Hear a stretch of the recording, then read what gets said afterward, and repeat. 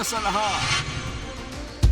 Nag-overtake sa motorsiklo ang freezer van na yan sa Kalasyaw, Pangasinan. Bigla itong napadpad sa kabilang lane at sumalpok sa kasalubong na bus. 3 magkakaanak ang patay. Ang buong detalye, abangan! Magandang hapon, Pilipinas. Kasama ang buong puwersa ng News 5. Ito ang Frontline Pilipinas Weekend. Bagyong Nando na posibleng maging super typhoon lalo pang lumakas habang papalapit sa lupa. Mga lugar na tutumbukin ng bagyo, naghahanda na. Senior citizen, pinagbabaril ng kanyang nakaaligtas sa San Pedro, Laguna. Suspect, Timbo. Trillion Peso March kontra korupsyon, kasado na bukas. Simbahang Katolika, nanawagan sa taong bayan na makiisa. Popstar royalty Sara Geronimo, nanindigan laban sa katiwalian. Parang panduloko sa bansa natin. Pinaiikot-ikot lang tayo. Tama na! At bakbakan sa UAAP Season 88 nagsimula na.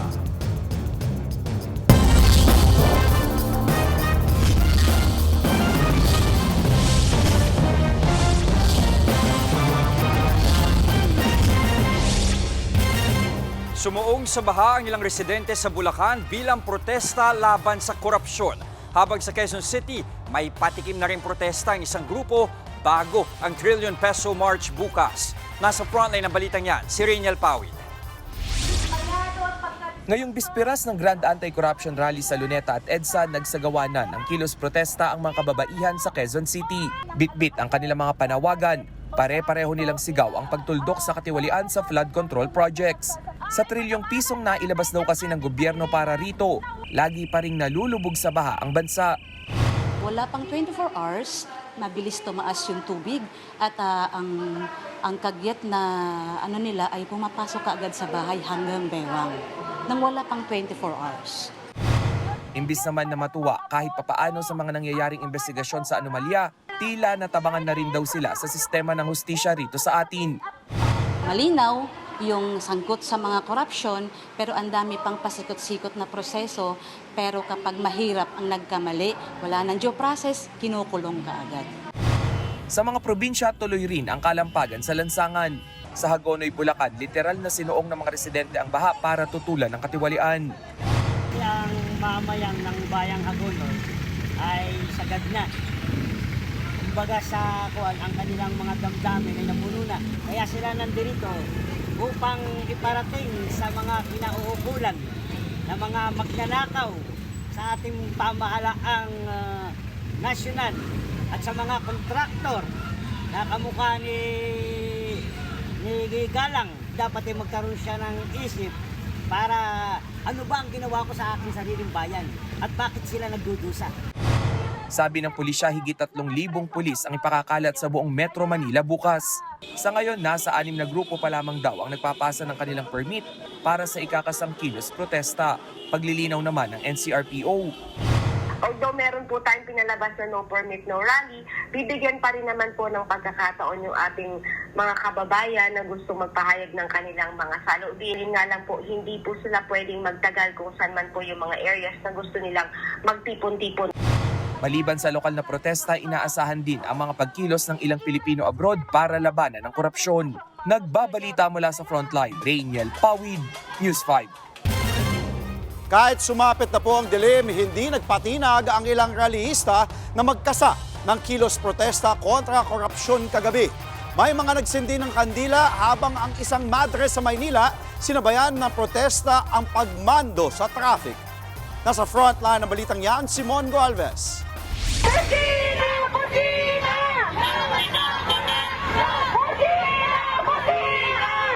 Sa ganyang paraan hinikayat ni Sister Constant Texon ng St. Scholastica's College ang mga dumarang motorista sa Taft Avenue na makiisa sa protesta kontra korupsyon.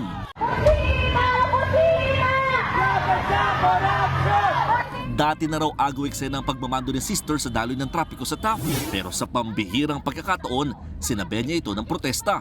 Dapat mainit at makikipaglaban tayo ngayong linggo! Lahat na kurasot!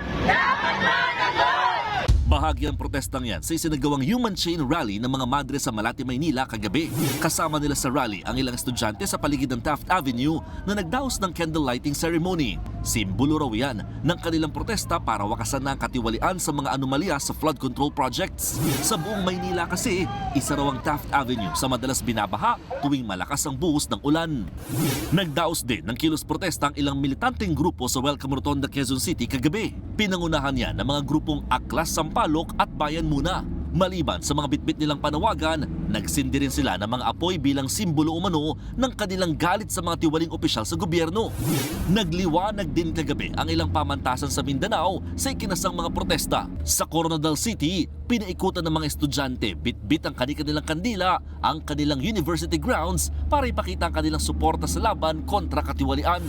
Pati ang mga taga General Santos City, idinaan sa White Friday protest ang panawagan. Bago yan, isang misa raw ang itinaos nila bilang bahagi ng umano'y silent expression of solidarity laban sa katiwalian. Nagbabalita mula sa frontline, Mon Gualvez, News 5. Nakaalerto at nakahanda na ang gobyerno sa posibleng hagupit ng bagyong Nando sa Luzon.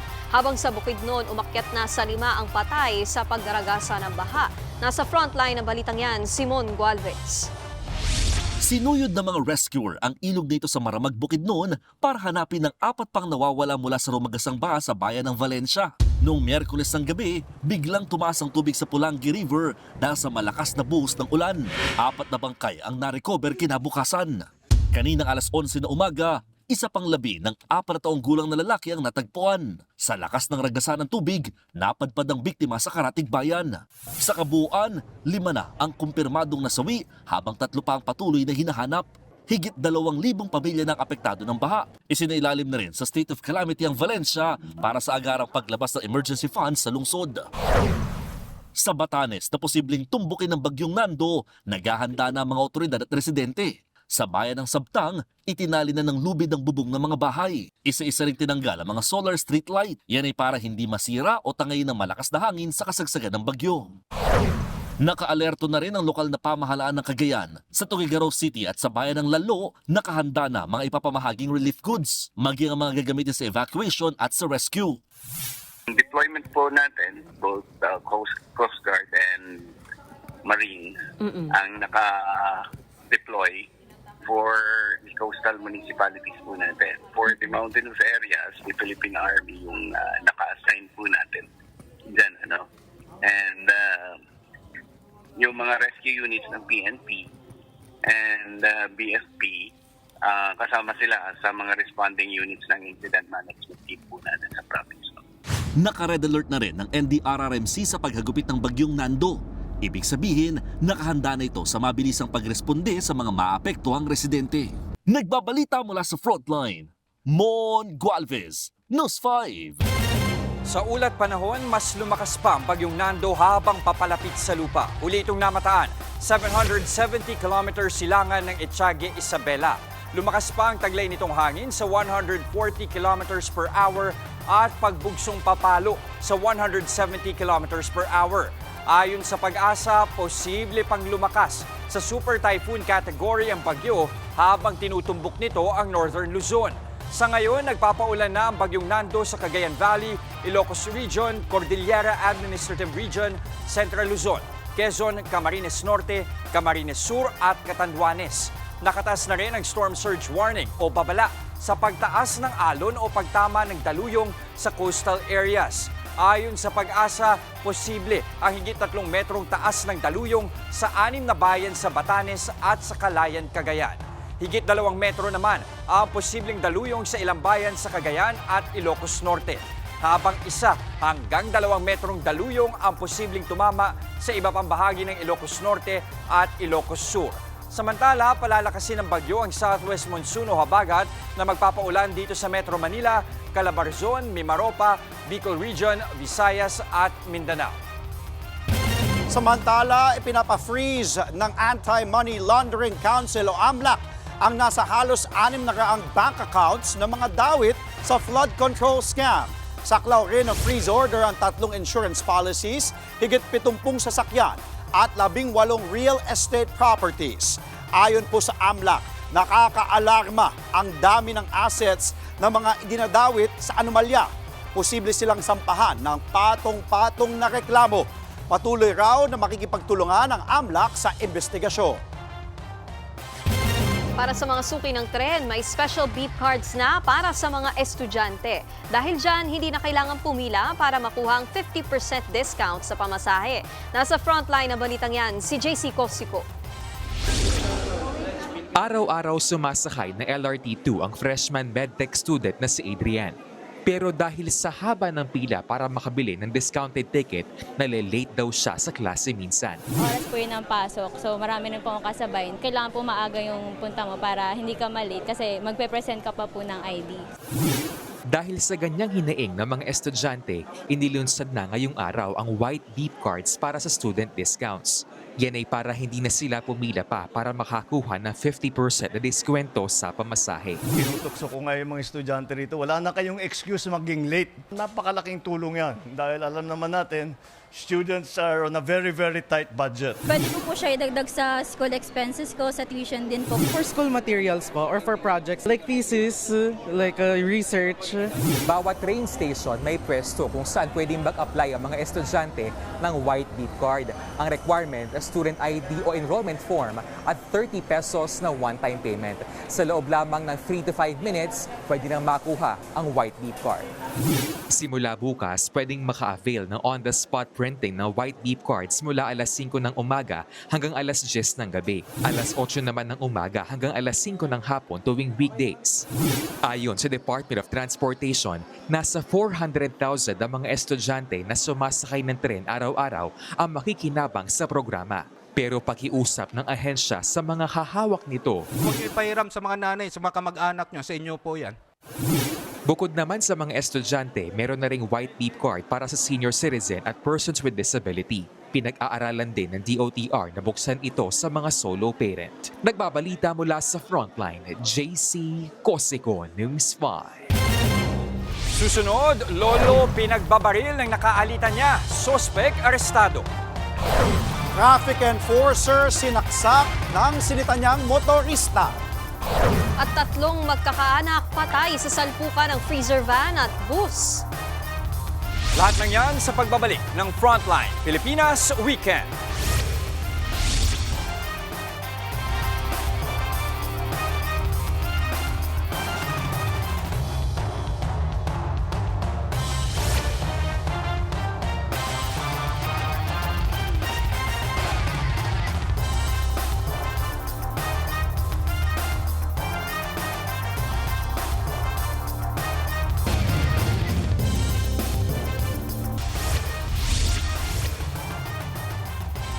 Patay ang 3 magkakaanak sa salpukan ng freezer van at bus sa Calasiao, Pangasinan. Yan at iba pang aksidente sa Frontline Report ni News 5 Mindanao correspondent Bril Montalvo. Pasado alas 11 ng gabi nitong Huwebes nang sumalpok ang freezer van na ito sa kasalubong na bus. Sa lakas ng impact, umatras pa ang van hanggang mapunta sa kabilang bahagi ng kalsada. Base sa investigasyon, nag-overtake ang driver ng van sa sinusundan niyang motorsiklo. Pero nawala ng kontrol ang driver at dumiretso sa lane ng parating na bus. Dead on arrival sa ospital ang mag-asawang sakay ng van pati na ang 9 na taong gulang nilang anak. Ligtas naman bagamat sugatan ang 3 taong gulang na anak ng mag-asawa. Sugatan din ang driver ng bus at 7 niyang pasahero. Nagkausap na ang may-ari ng truck at kumpanya ng bus kaugnay ng insidente. Samantala, isa pang aksidente ang nangyari rin sa Calasiao alas 8 ng umaga ng parehong araw.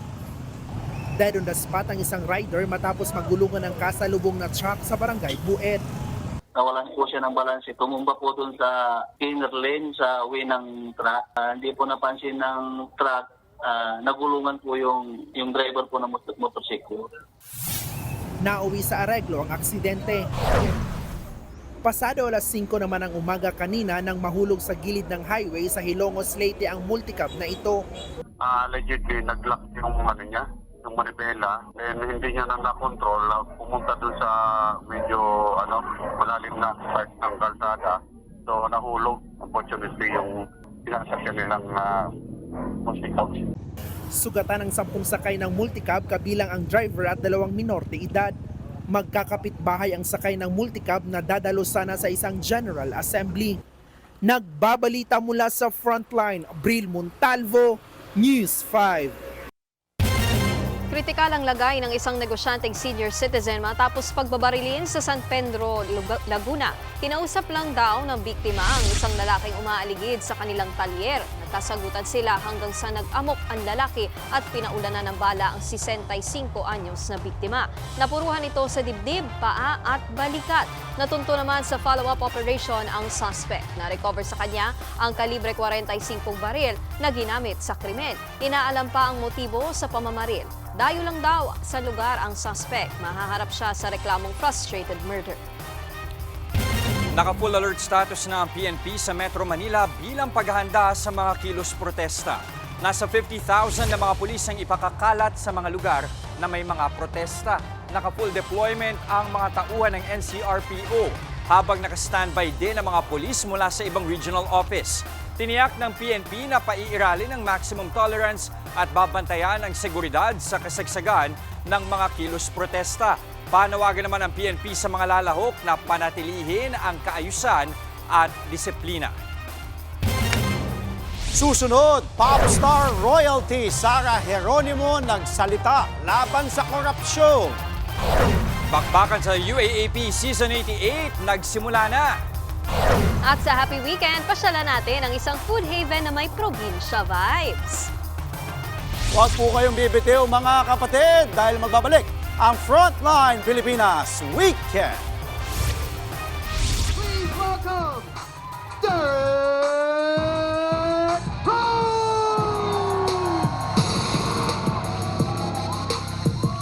Nag-transform ang The Space sa Juan Ayala sa isang all-star party nitong Huwebes para sa launching ng Rose Above the Odds campaign ng isang online sports streaming platform. Bida lang naman dyan ang NBA superstar at Chicago legend na si Derrick Rose as their endorser. Highlight ng event ang Inside the Arena podcast and D-Rose has this to share sa kanyang fans bilang paalala. Have to fail in order for you to develop sometimes in your craft. Like being able, you're not going to be perfect the entire time. To the right. Bukod sa kwentuhan, syempre, G din si D-Rose sa kulitan at shooting challenge kasama ang kanyang Pinoy fans. Hindi ito ang unang beses na nakabisita ng bansa si D-Rose, pero mas na-enjoy niya ang pagpunta niya ngayon dahil sa warm welcome ng mga dumalo sa event.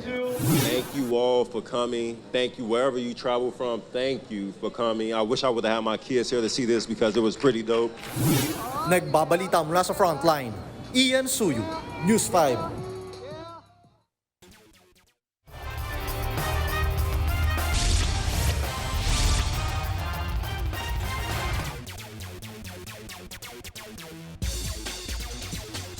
UAAP season na naman mga kapatid at pinataob ng Ateneo Blue Eagles ang FEU Tamaraw sa pagsisimula ng men's basketball game sa UAAP season 88. Lumamang ang Blue Eagles sa first hanggang third quarter.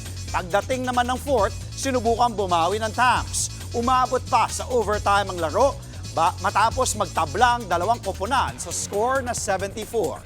Sa huli, nanaig ang Blue Eagles sa final score na 86-83. Sunod naman maglalaban sa basketball ang Adamson Soaring Falcons at ang De La Salle Green Archers.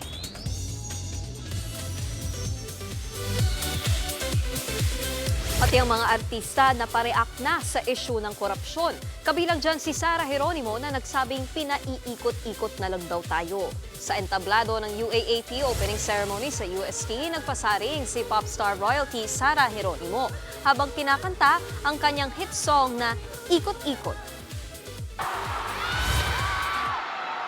Parang panduloko sa bansa natin. Pinaiikot-ikot lang tayo. Tama na! Kasunod nito, nagbigay pa siya ng mensahe sa kabataan na sila ang pag-asa ng bayan. One day, kayo ang magbabago ng bulok na sistema ng bansang ito. Huwag kayong mawala ng pag-asa. Uunlad din ang ating mahal na bansang Pilipinas. At yan po ang mga impormasyong dapat ninyong malaman. Mga balita para sa may alam at may pakialam. Kami ang inyong mga kasangga sa Frontline Pilipinas Weekend.